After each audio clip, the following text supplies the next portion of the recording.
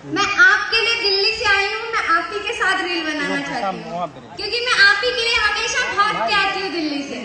तो मैं आपके साथ रील बनाऊंगी वरना मैं रोने लगूंगी अगर आपके साथ रील नहीं करना तो। अगर आपके साथ मेरी रील नहीं बनी तो मैं रोने लगूंगी।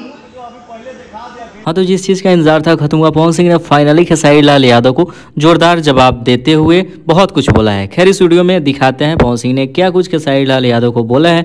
उससे पहले चैनल को सब्सक्राइब नहीं किया तो प्लीज़ चैनल को सब्सक्राइब कर लो।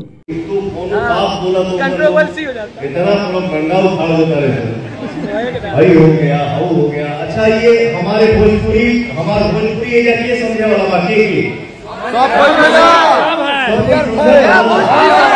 अपने दिल पे बात करके वो बात बोला जाके लड़कियां भूखाई आई उनके बाहर से और घर के अंदर जाया कहे के माई तनी खाना दी भूख लागल हमरा ठीक लागी।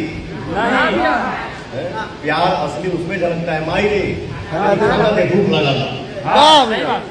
तो मैं जब जिसको समझता हूँ कि हमारा भाई है, हमारा परिवार है, हमारा छोटा है, तो ये प्यार से निकलता है, ये हक है, मेरा अधिकार है। मैं बोलता हूँ कि रुक जा भाई, हमारा रुक जा।